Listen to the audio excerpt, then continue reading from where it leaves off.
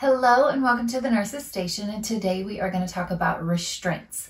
And y'all, in the NCLEX perfect world and the real world, anytime you see restraints in a test question, your topic is safety, according to Maslow's. You have to think safety. That's your topic, okay? So restraints fall into two categories, violent versus nonviolent. And today we're going to focus on nonviolent, which is also known as non-self-destructive restraints.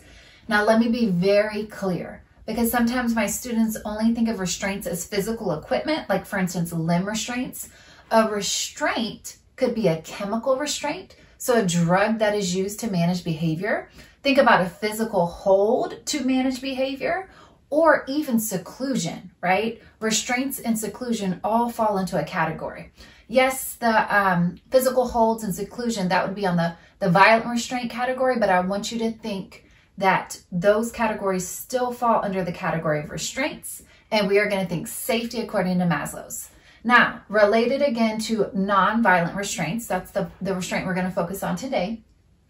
Restraints in general are always the last resort. So you need to show that you've attempted alternatives. So my example is an elderly female patient with an enteral feeding tube just placed in the abdomen, and she continues to pull it out.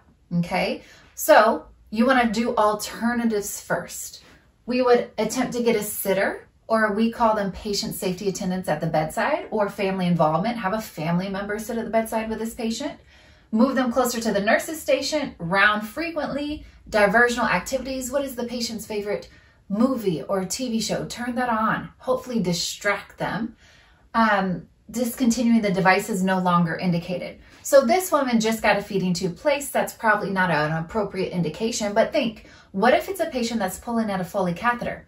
Well, we try to get those devices out as soon as possible anyway to prevent urinary tract infections. So any device that a patient might be pulling out that's no longer medically indicated, you should take it out as quickly as possible. So this woman would not meet this criteria to discontinue the device because she just had it placed for a reason, right?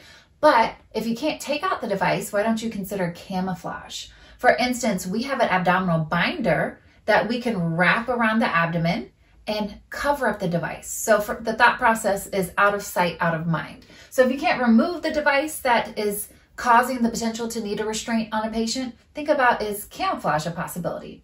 And of course, manage pain. What if your patient is pulling out a device because the device is causing pain? So you want to make sure to manage the pain.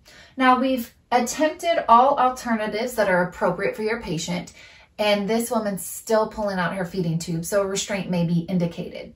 If a restraint is indicated, you always have to start from least restrictive to most restrictive.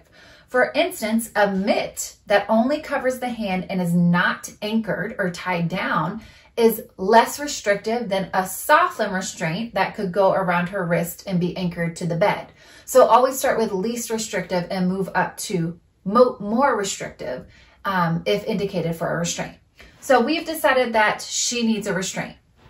So you will always implement a restraint in conjunction with the healthcare provider's order, and it is the RN's job, so the registered nurse's job, to assess and document these things upon initiation. So we identified this woman has pulled out the feeding tubes too many times. It's a detriment to her physical well-being, so we need a restraint after we attempted alternatives. So upon initiation, you need to assess and document the patient's behavior and mental status, the device being used. So what restraint did you choose? Clinical justification, why you need the restraint, and alternatives attempted. It is best practice to do alternatives first, okay? I know you think I'm talking about the NCLEX perfect world. I'm talking about every world, right? Real world, NCLEX perfect world, attempt alternatives first and then go into restraints as indicated. Remember, right now we're talking about non-violent restraints. Now, you always discontinue a restraint as soon as possible.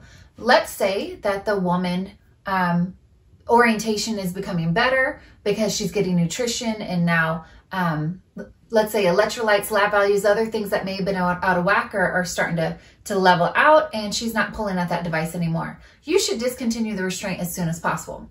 However, if it's still indicated, For an adult patient, the order needs to be renewed at the end of every calendar day. Everybody says every 24 hours, which is fine, but traditionally it's at the end of every calendar day. So make sure that you get the ordered renewed, meaning the healthcare provider needs to initiate another order for the restraint to continue to be used. And then every 2 hours, you should be performing a safety check when a patient is in a restraint. In the safety check, these things should be assessed and documented. So their patient's behavior, and the behavior should still show the need for the restraint. Circulatory status. We know, for instance, think a soft limb restraint around the wrist. We know if it's too tight, it can cause circulatory impairment. And y'all will learn, right? With restraints, you have to, this is kind of the knowledge part. You have to get the kinesthetic, the hands-on part. When you're trained on how to apply and anchor restraints safely, we follow manufacturer guidelines exactly, meaning whatever that equipment company said to do, you will do. There's no creativity with restraints.